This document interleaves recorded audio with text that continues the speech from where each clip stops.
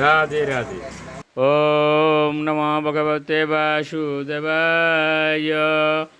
ওম নমো ভগবতে বাসুদেবায়। ওম নমো ভগবতে বাসুদেবায়। শ্রী চৈতন্য চরিত্রামিত্র আদিলীলা প্রথম পরিচ্ছেদ গুরুবাদী বন্দন মঙ্গলাচরণ। শ্লোক 61।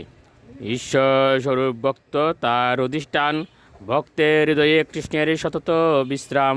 শ্লোকার্থ: যে শুদ্ধ ভক্ত নিরন্তর ভগবানের প্রেমী সেবা যুক্ত, তিনি ভগবানেরই স্বরূপ এবং সেই ভক্তের হৃদয়ে ভগবান সর্বদাই বিরাজ করেন।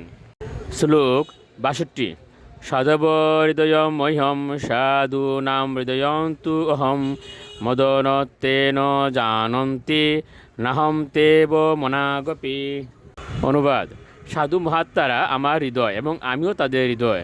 তারা আমাকে ছাড়া অন্য কাউকে জানেন না এবং আমিও তাদের ছাড়া অন্য কাউকে আমার বলে জানি না। শ্লোক 63।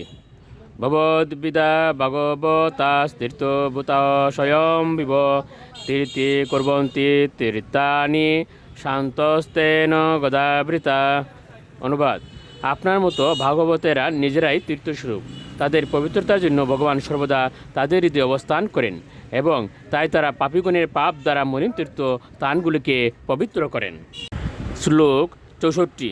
সেই ভক্তগণ হয় দ্বিবিধ প্রকার, পারিষদগণ এক, সাধকগণ আর। শ্লোকার্থ: দুই শ্রেণীর শুদ্ধ ভক্ত রয়েছেন, ভগবানের নিত্য পার্ষদ ও সাধক ভক্ত। শ্লোক 65 ও 66। ঈশ্বরের অবতার এ তিন প্রকার, অংশ অবতার আর গুণ অবতার। শক্তাবেশ অবতার তৃতীয় এমত, অংশ অবতার পুরুষ মৎস্যাদিক যত। শ্লোকার্থ: ভগবানের অবতার তিন প্রকার: অংশ অবতার, গুণ অবতার ও শক্তাবেশ অবতার। পুরুষ অবতার ও মৎস্য আদি অবতারেরা হচ্ছেন ভগবানের অংশ অবতারের দৃষ্টান্ত। শ্লোক 67। ব্রহ্মা বিষ্ণু শিব তিন গুণাবতারে গণী, শক্তাবেশ সনাকাদি পৃথুবেশ মুনি। শ্লোকার্থ: ব্রহ্মা বিষ্ণু ও শিব হচ্ছেন ভগবানের গুণ অবতার, আর শক্তাবেশ অবতার হচ্ছেন সনক, সনন্দ, সনাতন ও সনত কুমারী চতুর্শন, পৃথু মহারাজ ও মহামুনি বেশদেব। শ্লোক 68।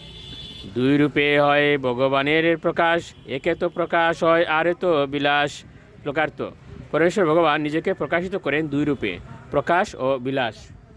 শ্লোক 69 ও 70। একই বিগ্রহ যদি হয় বহুরূপ, আকারে তো বেদ নাহি একই স্বরূপ। মহিষী বিবাহে জয়ছে জয়ছে কৈল রাস, ইয়াকে কহিয়ে কৃষ্ণের মুখ্য প্রকাশ। শ্লোকার্থ: পরমেশ্বর ভগবান যখন অভিন্ন রূপে নিজেকে বহুভাবে প্রকাশ করেন, তখন সেই সমস্ত রূপকে বলা হয় প্রকাশ বিগ্রহ। যেমন 16,000 মহিষীকে বিবাহ করার সময় এবং রাস নৃত্যের সময় তিনি নিজেকে একই রূপে বহুগুণে প্রকাশ করেছিলেন। রাধে রাধে।